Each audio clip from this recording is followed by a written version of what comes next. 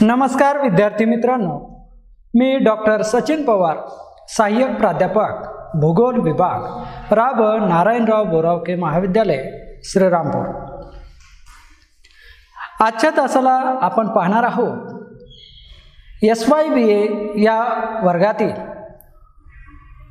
पर्यावरणीय भूगोल या विषयातील प्रकरण 3 जैवविविधता आणि तिचे संवर्धन। मागच्या तासाला आपण पाहिले जैवविविधता म्हणजे काय आणि जैवविविधतेचे विविध प्रकार। आपण पाहतो मित्रांनो, या जैवविविधतेचे संवर्धन होणं आज काळाची गरज बनलेली आहे। याचं महत्त्वाचं कारण म्हणजे दिवसेंदिवस विविध प्रकारच्या पर्यावरणीय समस्या मानवामुळे निर्माण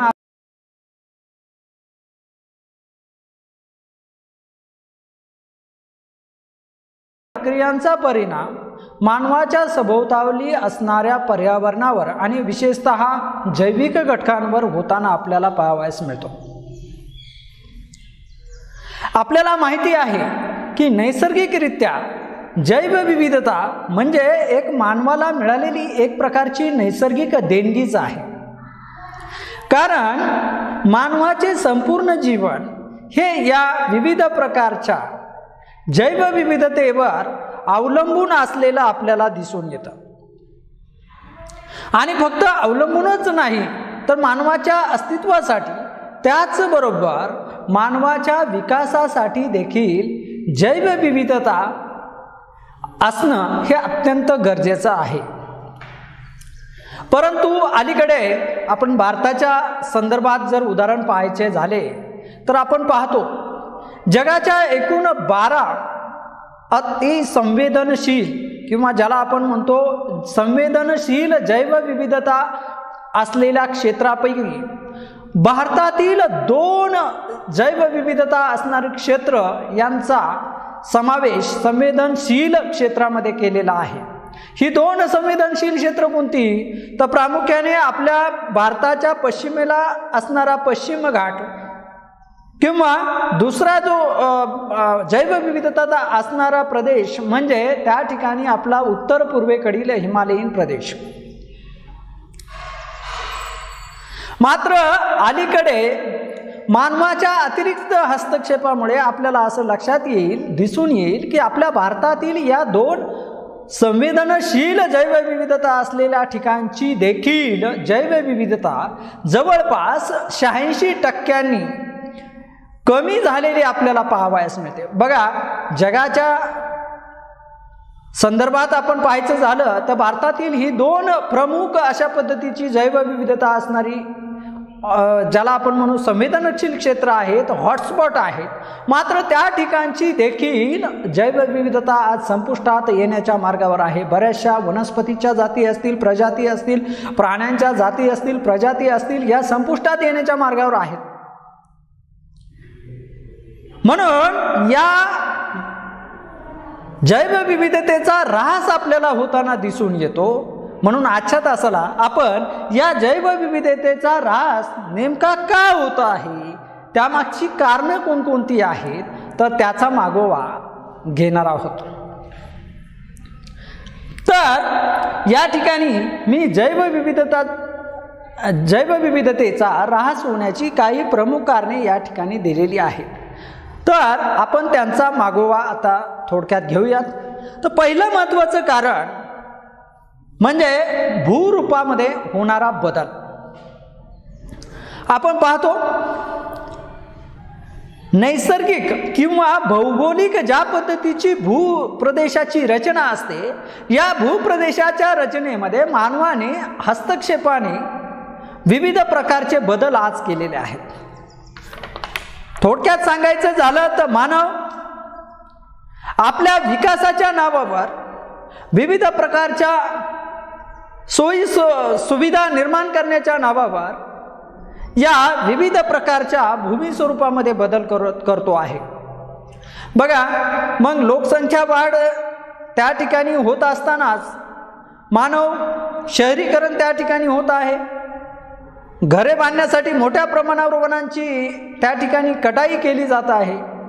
त्याचबरोबर रस्ते वाहतूक असेल, रेल्वे वाहतूक असेल, औद्योगिकरण असेल, अशा मानवाशी संबंधित असणाऱ्या घटनांमुळे किंवा बाबींमुळे वनाच्छादनाचे प्रमाण कमी होत आहे आणि इतरही नैसर्गिक घटकांच्या प्रमाणावर परिणाम होताना आपल्याला दिसून येतो. मात्र यामुळे निश्चितपणे वनांचं प्रमाण कमी झाल्यामुळे असेल किंवा त्या भूमी स्वरूपामध्ये आपण बदल केल्यामुळे असेल, त्या ठिकाणच्या ज्या नैसर्गिक अशा असणाऱ्या वनस्पती आहेत किंवा त्या ठिकाणचे जे प्राणी आहेत यांच्यामध्ये हस्तक्षेप निर्माण होतो आणि त्यामुळे त्यांना त्यांचे जीवन जगणे देखील कठीण होऊन बसते आणि परिणामी अतिशय कठीण परिस्थितीमध्ये विविध प्रकारचे प्राणी आणि वनस्पती आज जाताना आपण पाहत आहोत. प्रसंगी त्यांच्या अस्तित्व टिकवण्यासाठी देखील त्यांना मोठी धडपड करावी लागत आहे आणि मोठ्या प्रमाणावर विविध प्रकारच्या, आत्ताच मी म्हटलं, वनस्पती आणि प्राण्यांच्या जाती देखील संपुष्टात आलेल्या आहेत आणि काही येण्याच्या मार्गावर आहेत. मुळातच वनस्पती किंवा प्राणी म्हणजे थोडक्यात विविध प्रकारची जैवविविधता ज्या ठिकाणी आहे असा प्रदेश हा पर्यावरणाच्या समतोलासाठी अत्यंत आवश्यक आहे. आणि म्हणून अशा पद्धतीने मानवी हस्तक्षेपामुळे भूपृष्ठामध्ये बदल होत असल्यामुळे अनेक जैवविविधतेला म्हणजेच वनस्पती असतील किंवा प्राणी असतील त्यांचे अस्तित्व टिकवण्याला देखील मर्यादा निर्माण झालेल्या आहेत. नैसर्गिकरित्या या वनस्पती आणि प्राण्यांचं अस्तित्व जर टिकायचं असेल तर त्या ठिकाणी नैसर्गिक अधिवास हा मोठा असणं, ते क्षेत्र मोठं असणं हे गरजेचं आहे. तरच या विविध प्रकारच्या जाती प्रजाती जिवंत राहू शकतात किंवा त्यांचं एक्झिस्टन्स त्या ठिकाणी होऊ शकतं. म्हणूनच अलीकडे विशेषतः 21व्या शतकामध्ये मानवाने प्रगतीच्या नावावर ही जी विविध प्रकारचे पर्यावरणीय संपदांचा ऱ्हास सुरू केलेला आहे त्याचा विपरीत परिणाम भूस्वरूपामध्ये, भूमी स्वरूपामध्ये बदल होत आहे आणि परिणामी जैवविविधता ही मोठ्या प्रमाणावर नष्ट होताना आपल्याला दिसत आहे, तिचा ऱ्हास होताना आपल्याला दिसत आहे. यानंतर दुसरं महत्त्वाचं कारण आपल्याला या ठिकाणी सांगता येईल ते म्हणजे प्रदूषण. आपण पाहतो विशेषतः प्रदूषणाची समस्या ही निश्चितपणे नैसर्गिक कारणामुळे किंवा मानवनिर्मित कारणामुळे देखील निर्माण होऊ शकते.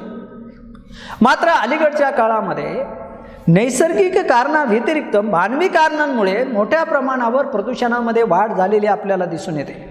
मग त्या ठिकाणी होणारं हवेचं प्रदूषण असेल, त्या ठिकाणी होणारं पाण्याचं प्रदूषण असेल ज्याला आपण जलप्रदूषण असं म्हणतो, किंवा ध्वनी प्रदूषण असेल, भूमी प्रदूषण असेल, असे प्रदूषणाचे विविध प्रकार आपल्याला आज पाहावयास मिळतात.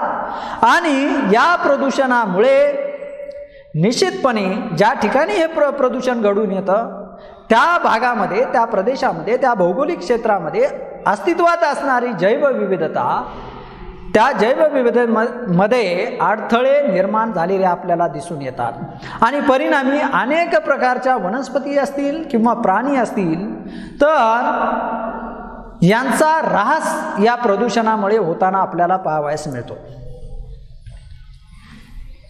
प्रदूषणामध्ये अजूनही महत्त्वाची बाब आपल्याला सांगता येईल ती अशी की या प्रदूषणामुळे जागतिक तापमान वाढीसारखी समस्या असेल, हवामान बदलासारखी समस्या असेल किंवा ॲसिड रेन ज्याला आपण म्हणतो आम्लपर्जन्यासारख्या समस्या असतील तर ह्या पर्यावरणीय समस्या आज निर्माण झालेल्या आहेत. आणि परिणामी या पर्यावरणीय समस्येचा परिणाम हा त्या ठिकाणच्या, त्या भौगोलिक क्षेत्रामध्ये असणाऱ्या वन्य वनस्पती असतील, प्राणी असतील किंवा इतर सूक्ष्मजीव असतील, कीटक असतील, सर्व प्रकारच्या सजीव सृष्टीवर विपरीत परिणाम होताना आपल्याला दिसून येत आहे.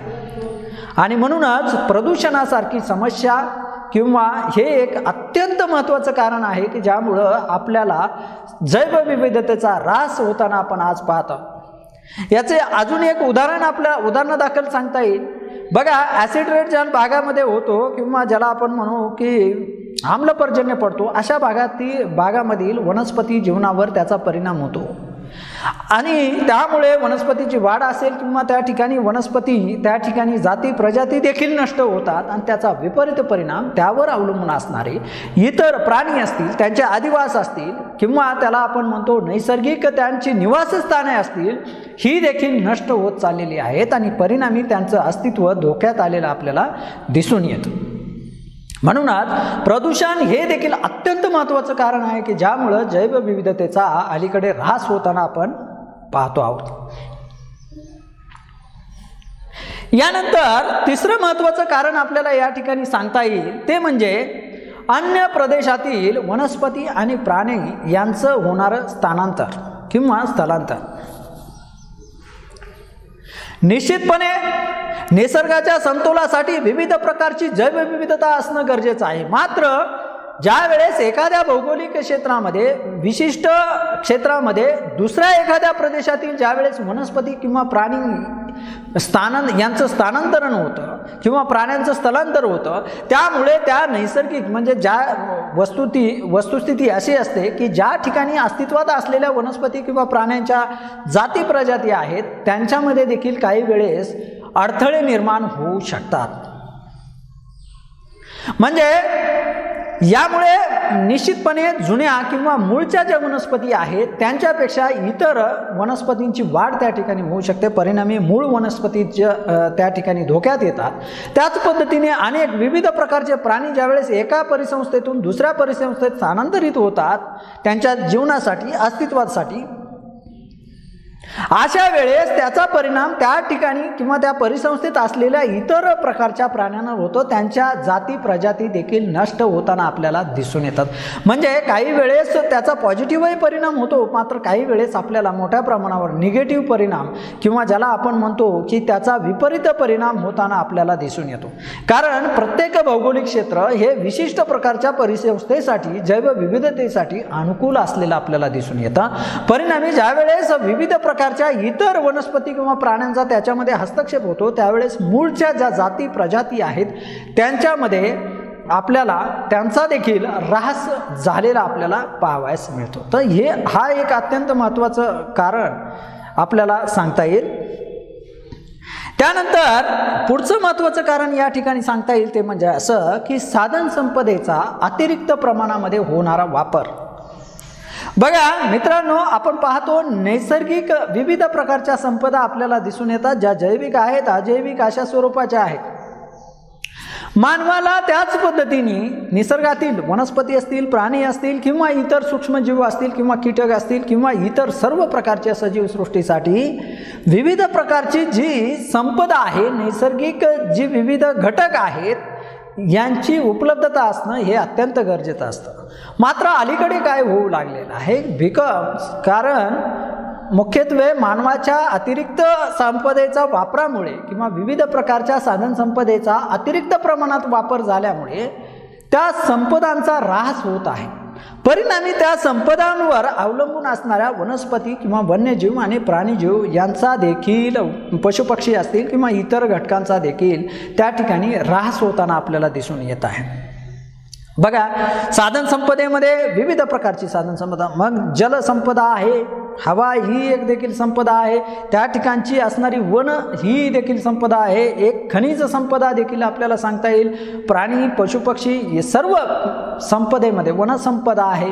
विविध प्रकारच्या संपदा ज्या आहेत त्या मानवी हस्तक्षेपामुळे आज आपल्याला अलीकडे नष्ट होताना किंवा त्याचा मोठ्या प्रमाणावर अतिरिक्त वापर आपण होताना पाहतो आहोत.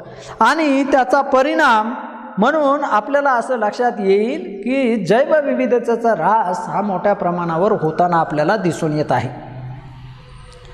बघा, मानवाने अतिरिक्त हस्तक्षेप केल्यामुळे, उदाहरणार्थ सांगायचं झालं तर मोठ्या प्रमाणावर वृक्षतोड आज झालेली आहे, जंगलतोड झालेली आहे.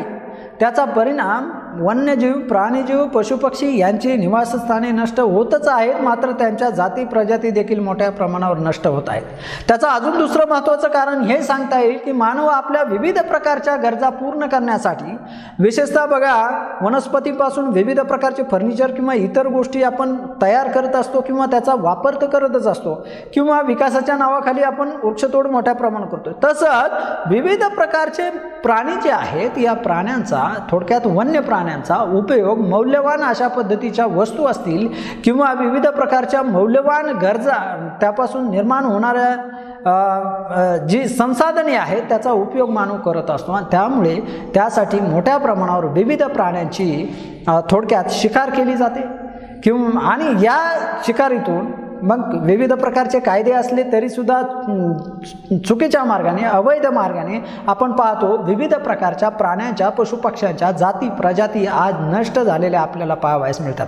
आणि म्हणून साधन संपदेचा जो होणारा अतिरिक्त वापर आहे हे देखील एक अत्यंत महत्त्वाचं कारण आहे की ज्यामुळे विविध प्रकारची जैवविविधता ही मोठ्या प्रमाणावर आज नष्ट होण्याच्या मार्गावर आहे किंवा त्या संपदेमध्ये देखील अडथळे निर्माण होताना आपल्याला दिसून येत आहेत.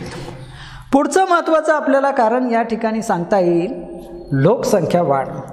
बघा मित्रांनो, विविध प्रकारच्या ज्या पर्यावरणीय समस्या अलीकडे निर्माण झालेल्या आहेत त्याच्या मागचे प्रमुख कारण म्हणून लोकसंख्या वाढीकडे पाहिलं जातं. आणि तशाच पद्धतीने जैवविविधता नष्ट होण्यामागील देखील लोकसंख्या वाढ, विशेषतः जागतिक लोकसंख्या वाढ हे एक अत्यंत महत्त्वाचं कारण समजलं जातं. कारण जितकी लोकसंख्या अधिक असेल तेवढ्या मानवी गरजा अधिक वाढतात, परिणामी संपदांचा वापर हा अतिरिक्त प्रमाणामध्ये केला गेलेला आपल्याला दिसून येतो. आज जर आपण पाहिलं तर प्रामुख्याने जमिनीवरील आणि पाण्यातील 40% सजीव सृष्टीची पुनर्निर्मिती क्षमता ही पूर्णपणे नष्ट होताना आपल्याला दिसून येत आहे. म्हणजे ज्या ज्या प्रकारच्या संपदा आहेत जमीन किंवा पाण्यातील, विशेषतः जैवविविधता आपल्याला जी दिसून येत आहे त्यापैकी 40% सजीव सृष्टीची पुनर्निर्मिती क्षमता मानवी हस्तक्षेपामुळं, अतिरिक्त लोकसंख्या वाढीमुळं आणि त्याच्यातून निर्माण होणाऱ्या विविध समस्यामुळं आज कमी झालेली आपल्याला दिसून येत आहे. म्हणजेच काय, थोडक्यात सांगायचं तर अतिरिक्त लोकसंख्या वाढ जेवढ्या मोठ्या प्रमाणावर होणार आहे तेवढ्या मोठ्या प्रमाणावर जैवविविधतेचा देखील ऱ्हास किंवा प्रमाण कमी होताना आपल्याला दिसून येत आहे, ऱ्हास मोठ्या प्रमाणावर होताना दिसून येत आहे.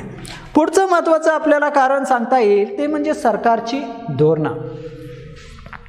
आता सरकारी धोरणाचा पॉझिटिव्ह निगेटिव्ह दोन्ही प्रकारचा परिणाम या ठिकाणी होऊ शकतो. विशेषतः या ठिकाणी आपण कारणं पाहत आहोत तर यामध्ये प्रामुख्याने चुकीची पद्धतीची धोरणं जी आहेत सरकारी, तर त्याचा प्रभाव देखील जैवविविधता नष्ट होण्यावर होताना आपल्याला दिसून येतो. याच्यामध्ये आपल्याला काय सांगता येईल तर प्रामुख्याने सरकारची धोरणं जर पर्यावरणपूरक नसतील तर त्या ठिकाणी संपदेचा ऱ्हास होताना आपण दिसून येतो. दुसऱ्या बाजूला आज जागतिकीकरण होत आहे, परिणामी मोठ्या प्रमाणावर वृक्ष लागवड देखील काही भागामध्ये होते, मात्र एकाच प्रकारच्या वनस्पती त्या ठिकाणी लावल्या जातात किंवा त्या ठिकाणी लागवड केली जाते, वनाच्छादन केलं जातं. परिणामी अन्य जाती ज्या आहेत वनांच्या, वृक्षतोड तर होतच आहे, मात्र नवीन लागवड होणाऱ्या जाती प्रजाती या मात्र ठराविक वर्गाच्या किंवा ठराविक वनस्पतीच्याच होत आहेत. परिणामी त्यावर अवलंबून असणारे प्राणी देखील ठराविक प्रकारचेच अस्तित्वात त्या ठिकाणी राहतात.